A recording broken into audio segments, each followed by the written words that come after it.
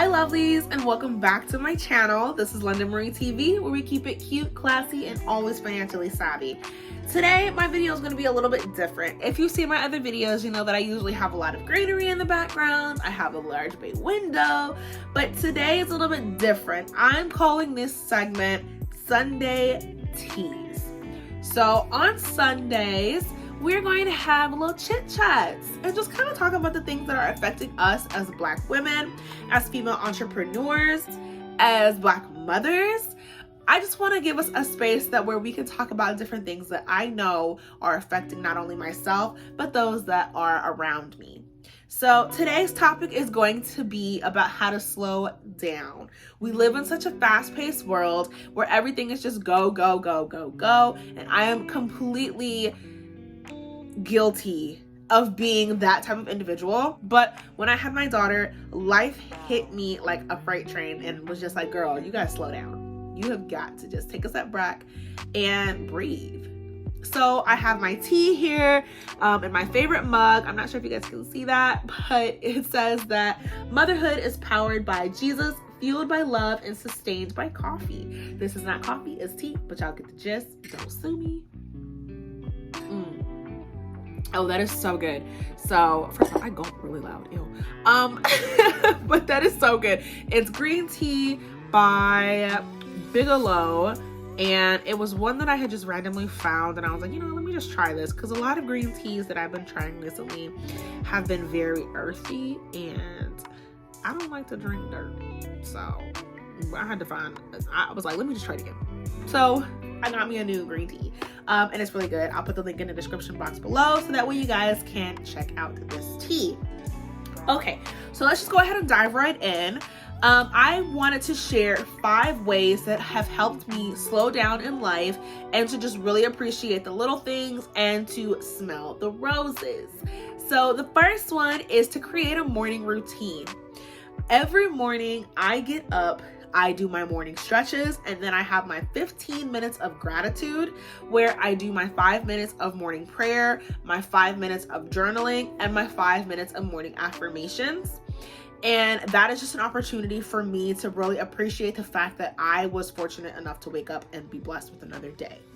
After that, I usually do maybe a 30 to 45 minute workout, and then I have my me time, and then I go straight into around 6 o'clock and wake up my daughter. So that is my morning routine. It has helped me create a system, but also it really gets me to just breathe. So that is one of the ways that I create a calm and slow pace in my mornings, and just kind of appreciate the day and set the tone for the day. The second thing that I do and that I have done is I have found a podcast that I really like and thoroughly enjoy listening to. I actually have found 3, and they're in 3 different genres. So the first one is Killer Instinct. Me and my boyfriend are crazy true crime fans. So that's kind of our thing. It's one of our love language thingies. But that's something that we do together. We listen to that. I also listen to Transformation Church. I love Pastor Todd. Oh my gosh, just the way that he preaches is so phenomenal. It's relatable, it's fun, and it's just very full of life. It's vibrant, and not only that, it also has a straightforward message, so you understand what he's trying to say and the message that he's trying to convey. And it's just a great church, a great podcast to listen to, variety of topics. I love that he has sermons that extend weeks long, so you have part 1, part 2, part 3, so that way you feel like you're really a part of it and you're really getting something, and it's not just one-off things. The third podcast that I listen to is called The Sugar. It is actually a podcast with Tika Sumpter. It's so great, and it's a podcast specifically for Black moms to just talk about life and motherhood and how, we deserve to have that space. And we deserve to take up space. And so it's just a really great podcast to listen to. I highly recommend it to all of my Black mothers out there. Take a listen, and you can tell them that I sent you. So those are the 3 podcasts, 3 different categories, 3 different topics. But those are the podcasts that I listen to that kind of really help me take a step back and just listen. that is one thing that I always want to work on and strive to get better at, is listening. And listening to those podcasts really help with that, because I try not to do so many things when I listen to them. So I'll listen to, for example, The Sugar in the mornings. I'll probably maybe listen to Transformation Church on Sunday mornings, or when I am on my commute. And then, like I said, Killer Instinct is something that we listen to together. So we're trying not to really do too much when we're listening to those, because we really want to pay attention. So that is a way for me to slow down and listen. The third thing is I try to read a minimum of 1 book a month. So I know that there are people out there that can read 3, 4, 5 books a month. And kudos to you guys. I tried to be that person, realized that it wasn't me, and I just was like, I'm gonna let y'all have that.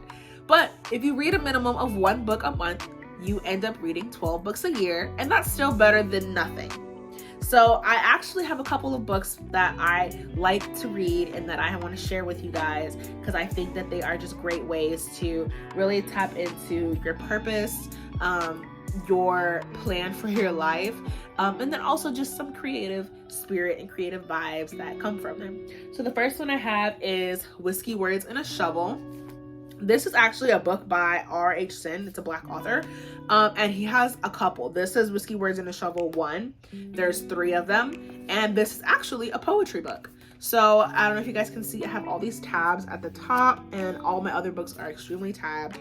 But they're just poems that relate to the Black experience, as far as Black women, Black men, and just kind of how we feel as a collective. I know that Black people are not a monolith and we all have different experiences. However, there are just some things that are just universal to being Black, especially African American. And this book just really channels that energy. So again, it's called Whiskey Words and a Shovel. It's by R.H. Sin. I will put the link in the description box below. His books are great. The next 2 that I have are actually books that I found at Barnes & Noble's, because when I turn them around, you'll see they have the bargain price sticker on them. But the first one is When God Winks at You, and it's about how God speaks directly through coincidences. So things will happen in your life and you're kind of like, that's suspicious. That's weird. But in reality, it's not. It's God. He's talking to you. So this book really taps into just that, and how you really should pay attention to those things that are happening. The second book is kind of along the lines of that, but less religious, I guess, less spiritual. But it's called Everything Happens for a Reason, Finding the True Meaning of the Events in Our Lives. So when everything happens, sometimes we kind of really feel like, why is this happening to me? You're so focused on, okay, the next task. You're like, what's next? I finished this. I'm so tired of being here. I want to be where I want to be. I want to be a millionaire right now. I want to have the job. I want to have the car. You want to have all these things, but you're so focused on living in the there that you're not really paying attention that you need to live in the here. Okay, and you need to be here and be present. And this book is just a really great example of, it has really great examples of why everything just happens and what to take from all those things that happen, and don't let it, beat you down. So those are 2 books that I have. And then the last book is She Said, Witty Words from Wise Women. I am a quote fanatic. You can ask all of my friends. Anyone who knows me knows that I have had quote walls since college. I love them. My favorite quote is actually not by a woman, but it's by Robbie Novak. And it states, be the person who treats everybody like a somebody. And I love that quote because I know what it feels like to be a nobody. And I just don't want that feeling for anybody. I don't wish it on anybody. I don't want to exude that energy. So I always try to treat people like they are important, because they are important. And so this book was kind of a way for me to kind of channel that feminine quote energy. And it's something that's new. I actually just purchased this book, but I really like it. And I definitely thought that it was a good thing to share with you guys. So reading a book a month is something that allows you to have that time to yourself to really focus on that book itself. So whether that be your 30-minute wind down at night where you just are technology free and you're taking time to read, maybe 1 or 2 chapters of a book, and that's your opportunity to just really slow down and appreciate the moment that you're in and really indulge yourself in that book. The 4th thing is one that I am not the greatest at, but I'm learning and I'm getting better every day because I know that it's something that I have to get better at. And that is celebrating the small wins in life. So I am one of those people that, what's next? I'm one of those people that, what's next? I finished this task, what's next? And I learned very quickly that if I don't celebrate the small wins, they will pass me in the blink of an eye and I will never feel accomplished. I will never feel appreciated. I will never feel worth my value because I'm so focused on what's next. So celebrating those small wins, or AKA smelling the roses, really helps you gain insight and gain focus. You can have such a large picture, but all those little things add up to that big picture. So it's kind of one of those things where you just really have to appreciate the moment that you're in and really take it for what it is. Good, bad, different, ugly, it doesn't matter. You need to take it for what it is, appreciate what it's teaching you, and move forward with it. It's not always going to be pretty, but at the end of the day, you have the opportunity to be better from it.